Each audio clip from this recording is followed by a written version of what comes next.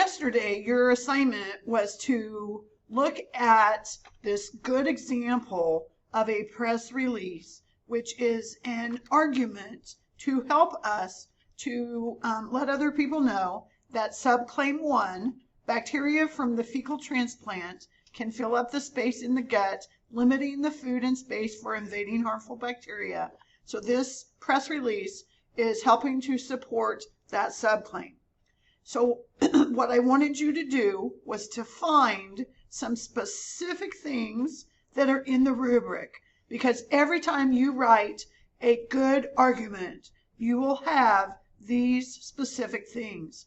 Now, for today's press release, we only have to have 2 pieces of evidence.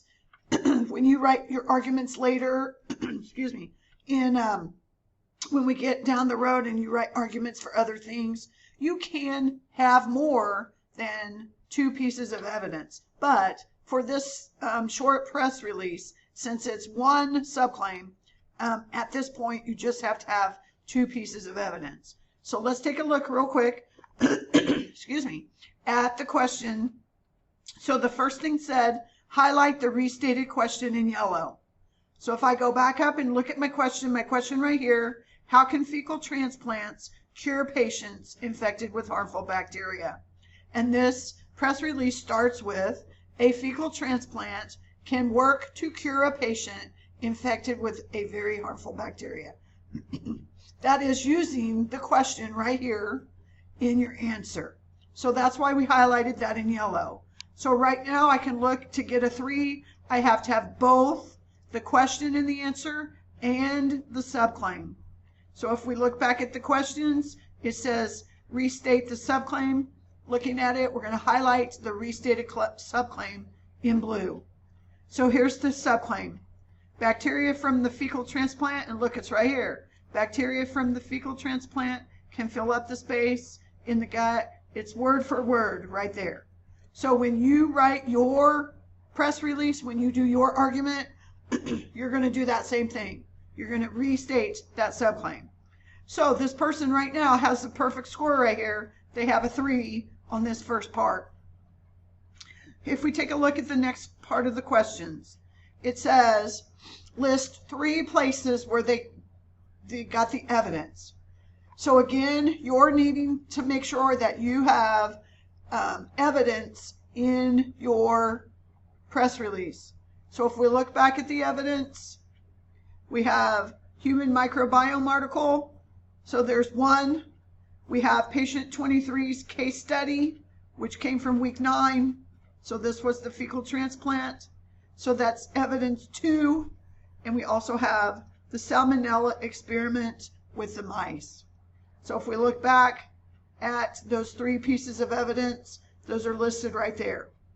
This article did not use, this press release did not use the article of salmonella. So you should not have that listed as part of the evidence because they did not choose to use that as part of their evidence. If we look at the next part, so let me go back. So evidence, this person used 3 pieces of evidence. So right now on the rubric, they have a perfect score of 3 because they actually used 3, and you only have to have 2. And your paper will be better if you put in, if you have more evidence, if you have 3 pieces of evidence, then put all 3 in. The next part of the rubric is looking at that connecting part. In order to get a 3, the reasoning part. And this comes from your reasoning tool, how you work to get that to connect it. So a good way to start that reasoning is to say, the evidence shows. So when you write your paragraphs today, you can include that sentence starter. This evidence shows. So for paragraph 2, the evidence shows that the fecal transplant added more bacteria to the gut, which took up space and could have prevented the C. difficile from growing more. And you can see that this is at the end of paragraph 2 right here. So your reasoning or your connecting That is the sentence that really explains what your evidence just said.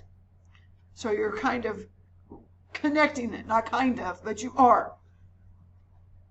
And then in the next paragraph, even though this paragraph is small, it still has that connection sentence. So look at what it says. This experiment provides evidence that having more healthy bacteria can protect you from bad bacteria. So they have restated what the point of that evidence is. And that's how you reconnect. So for the points, in order to get a 3 here, look, you have to have the evidence that is in there, giving that information, showing that connection. And then we're going to go to this last part, the conclusion part. So if we take a look, it says you got to have your proposed answer again, and you've got to have whether it supports it. So one of our questions, here's what it says. What was the proposed answer? And we had that in the last paragraph. And that's probably where your paragraph is going to be as well. You could, excuse me, you could and should say, in conclusion, this evidence supports the claim. And then look, I have my claim right here again, the exact claim. And it says it supports it. Okay, so if you just said in conclusion, the claim that fecal transplants can cure, you would not get your 3 points. You want to put whether or not it supports it. So this person actually did that. Okay? So that's how you are going to work on your articles today. So this is why I wanted us to practice with a good model. So you're going to model your press release after this good example. So in other words, you're using what we learned from this first subclaim to help you to write a press release that includes all of these items.